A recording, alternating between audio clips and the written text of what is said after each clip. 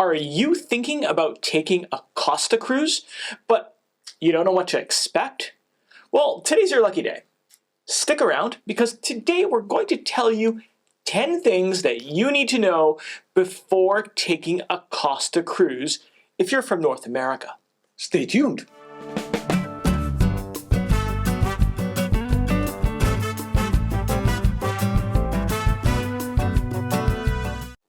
Hi everyone, I'm Rick. And I'm Andrea.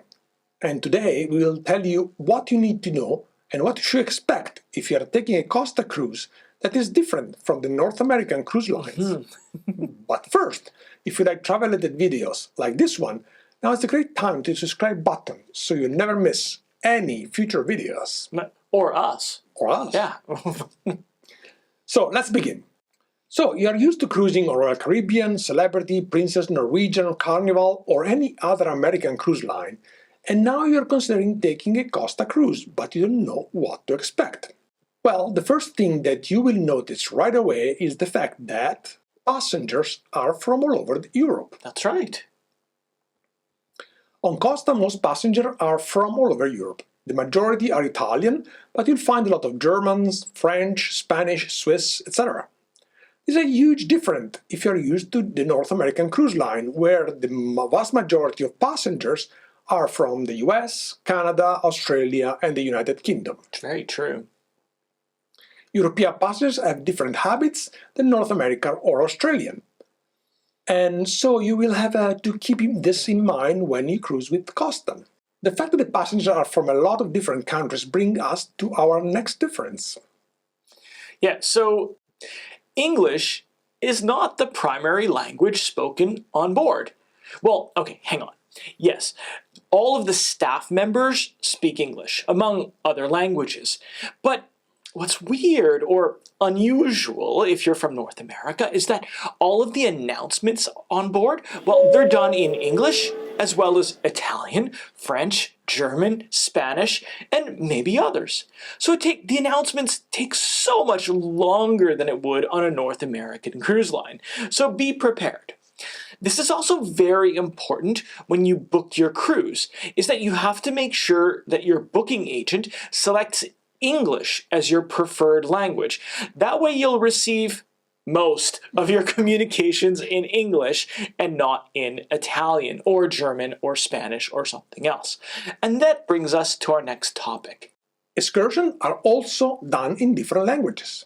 So when you book an excursion, you must specify the language that you want to take the excursion. This is extremely important. Unfortunately, there is a bit of a problem with this. Sometimes, if the amount of people that pick an excursion in English, for example, don't hit the minimum required for the excursion, then the excursion in English might be cancelled. Yeah. It happened to us a couple of times. And it's very frustrating too, because sometimes that you can't even get it anymore in another language because it's already sold out. And other times there's a multi-language excursion, so the tour guide gives the explanation first in English and then in German, for example, or in Spanish. So be prepared for this as well. Finally, regarding the language on board, we will talk about the difference in entertainment. Yeah, so since people speak different languages on board, even the entertainment is different than what you might expect from a North American cruise. First, there's no comedians on board. Well, this is pretty obvious because the comedian would have to translate himself into like 27 different languages. And also one thing that might be funny in English may not be so funny in a different language like German. Secondly, the shows have no dialogue. Rather, they're mostly singing, dancing, acrobats, and the odd magician that's thrown in. So basically, they're shows that make sense in every language. Now, there's another difference between the shows on Costa compared to North American cruise lines, and this always makes me giggle. And it's the fact that the dancers and the acrobats on stage show way more skin than you would ever see in North America. Most of the performers' outfits on stage would be considered, well, borderline scandalous in North America. That's true. But totally normal in Europe. All right, so let's move on to our next thing to know about before sailing on Costa. The food. So the food on Costa, in our opinion, is amazing. Probably the best food on a cruise line that we had so far. But it's different than the food in the North American cruise line. The first and biggest difference is the portion size. On Costa, portions are relatively small. Yeah. They are meant for several course meals, so you're supposed to have more than one. Also, the presentation is quite amazing, more like Michelin star restaurant than a cruise ship. The second biggest difference is the type of food. Costa, being an Italian cruise line, serves Italian food. And by the way, Italian food, by Italian food we mean the food that is served in Italy, not American Italian food. It's a different... Yeah, so no garlic bread or... fettuccine alfredo, chicken parmesan, none. The food served on Costa follows the typical Italian four-courses meal, with the antipasto or appetizer, a primo, that is a pasta dish, a secondo, that is a meat or fish dish, and then the dolce, which is the dessert. There are a lot of options for seafood and a lot of pork options, more than the beef options, which are not as common. So if you're expecting a typical prime rib, roast beef, or surf and turf every night, then you might be out of luck on Costa. So let's move on to our next topic, and we're going to talk about the restaurants and how they're different. First off, Costa encourages passengers to eat in the main dining room. They don't want you to eat in the buffet. And this is so much different than North American cruise lines. Also, Costa doesn't offer anytime dining, but they still have two seatings. And the first seating is between 7 and 7:30, while the second seating is around 9 p.m. Now, Europeans, especially Italians, the French, the Spaniards, eat much later than passengers in North America. Like, no Italian would eat dinner at 6 o'clock. No. And another thing to know is that on Costa, you won't find a restaurant or food stand that's open 24 hours a day. Now, normally there's breakfast in the morning, and then lunch between 12 and 2, and then what's called a merenda around 4 and 5, that's a snack. And then you have dinner. After dinner, you'll find the burger stand and the pizzeria that's open, until late. And sometimes they have a small cover charge, so definitely keep this in mind.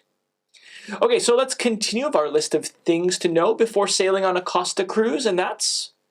You have to think there are multiple embarkation and disembarkation. One thing that is very unusual from a North American cruise line is that passenger on Costa cruise embark and disembark almost in every port. Right.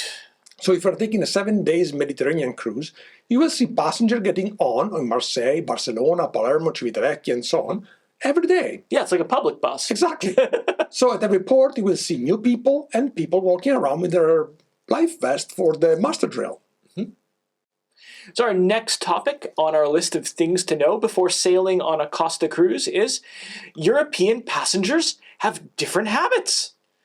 Keep in mind that European passengers have different habits than North Americans. For example, one thing that might surprise you is that European women, well, they tend to suntan topless.